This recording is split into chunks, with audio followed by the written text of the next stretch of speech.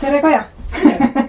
et räägime täna natukene sinu pojast, kes on siis meil siin Uuemõisas äärmusliku abi ja toetusvajadusega inimeste teenusel. Et kas sa oleksid valmis alustama sellest, et sa natukene jagad oma lugu, et kuidas said teada Madise diagnoosist, kuidas see kõik alguse sai? Jaa, Madisel on pervasiivne arenguhäire, autismispektri häire, mis tegelikult nagu ilmneb nagu kasvades ja läbi selle sotsiaalse arengu mahajäämuse. Ja nii temal ka sündides, ma teadsin, et on terve laps. Kuskil 6.–8. elukuu paiku tekkis kahtlus, aga see kahtlus oli siis nagu selle peale pigem, et kas näeb ja kas kuuleb. Väiksed uuringud, tulemus oli see, et näeb ja kuuleb, aga väga kummalise käitumisega on. Järgmine kahtlus tekkis juba nagu autismile, see oli kuskil aasta paiku, siis olid ka need uuringud. Aga ausalt öeldes mina ei tea, mis ajal täpselt see F-diagnoos sinna haiguslukku ilmus. Ma leian praegu, et see ei ole ka tegelikult üldse nagu oluline. Et Madisel aasta 4 kuuselt algasid krambid. Hästi ulatuslikud, hästi väga koledad krambid. Ja siis oli nagu selge see, et laps on haige. Ja muidugi tähendab diagnoos kui selline väga oluline, kui on midagi ravida. Aga kui nagu ravida ei ole mitte midagi, siis mis ajal ta täpselt tuleb, see pole üldse oluline. Aga täna on Madis siin Uuemõisa kodus. Kuidas ta siia sai? Uuemõisa koju sattus ta just nimelt siis nii-öelda selle iseseisvumise tähe all, et oli nagu aeg Madisel jõuda iseseisvasse ellu. Et jah, tegelikult ta oli, ütleme niimoodi, et erihoolekande teenuse järjekorras sellest ajast, kui ta järjekorda sai panna, ma enam ei mäleta, kas see oli 16 või 18 või et täisealisest peale ja oligi niimoodi, et siis ma veel nagu lootsin, et tähendab see tavaline ÖH teenus. Siis reaalsus oli see, et see nüüd küll ei ole see, millega Madis hakkama saaks. Siis hinnati meid ümber ja siis tuligi äärmuslik abivajadus, mis tegelikult oli kogu aeg, aga siis ta sai nagu selle teenuse järjekorda. Siis olid mõned teenuse pakkumised ka, aga mis oli nagu selge, et kellegiga teisega ta tuba jagada ei saa. Sest tal on väga individuaalne see režiim, ärkveloleku ja öörežiim, et mis iganes ja just see, ütleme, et see asjade suhupanek, et sallivatsioon, kõik see. Et siis osad kohad langesid nagu sellega välja, et olid pakkumised mitmekesi toas. Siis oli küll pakkumine, mis mulle väga meeldis ja ma väga tahtsin seda pakkumist vastu võtta.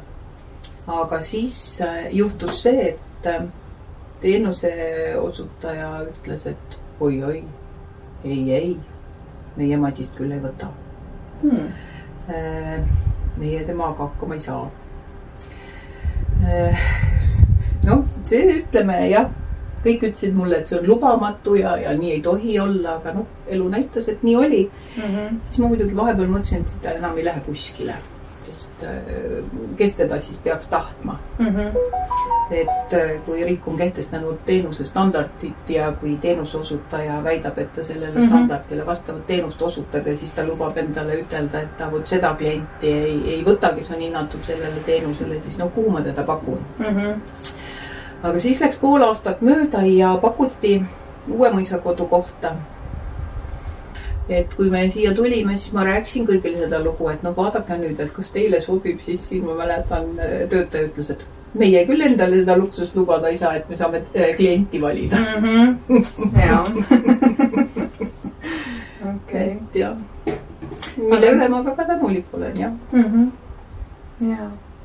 Aga täna on ta siin Uuemõisas. Kuidas praegu tundub see teenuse osutamine personal, just rahul olete? Vaata, kui ma nüüd ütleks, et ma kõigega olen rahul, siis saaks ise ka aru, et ma tegelikult siiralt ei vasta. Et ütleme niimoodi, et inimene on ju selline, et ta on ju alati ikka nagu rahulolematu. Ütleme niimoodi, et ma olen laias laastus, ma olen rahul. Et Madis on nüüd varsti saab 4 aastat siin olnud. Ja mis puudutab nagu hooldust, siis sellega ma olen ikka väga rahul.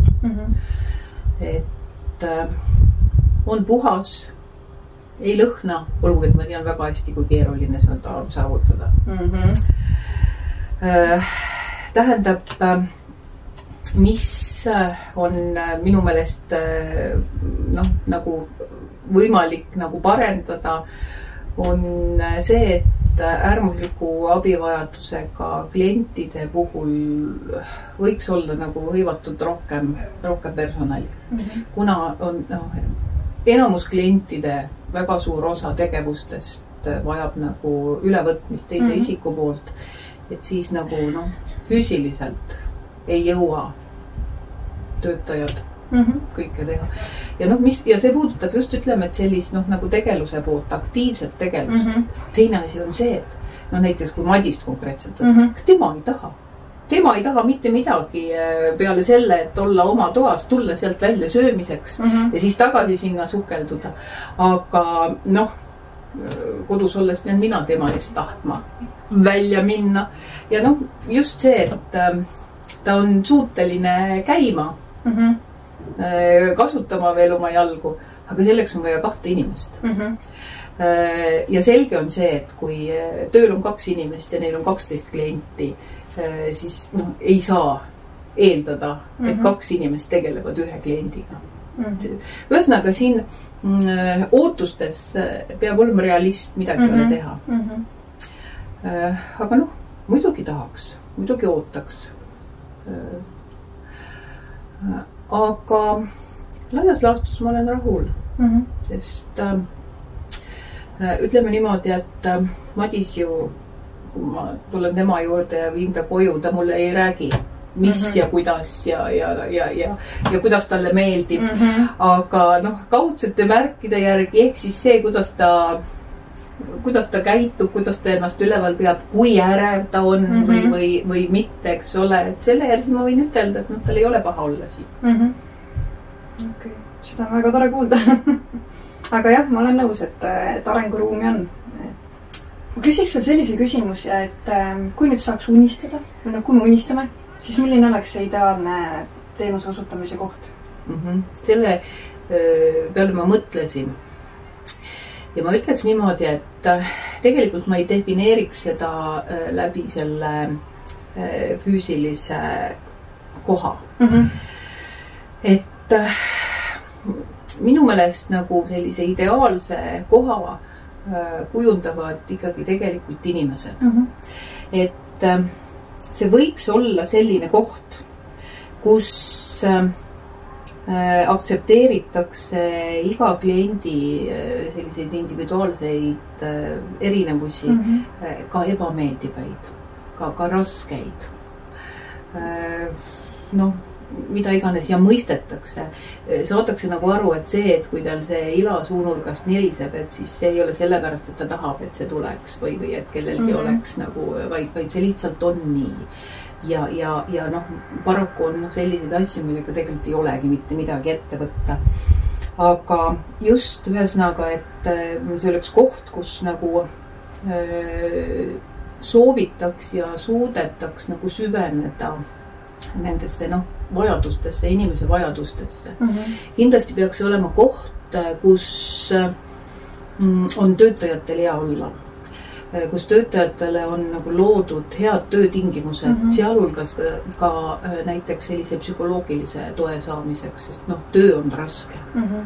Nii füüsiliselt kui ka vaimselt väga raske. Et jah, et töötajad oleks rõõmsad ja optimistlikud. Et siis võib tegelikult juhtuda niimoodi, mis meil on juhtunud, et keegi ütleb, et aga minule Madis meeldib. ja minul ei ole temaga probleeme. See on selline tõeline kingitus, et see nagu paneb sind uskuma jälle seda, et keegi veel peale minu hoolib. Ja et siiski tal on, vaatamata sellele, et tal see ila niriseb suunurgast ja muid keerulisi säärasusi on, et tal siiski on nagu see koht paikse. Väga ilus mõte.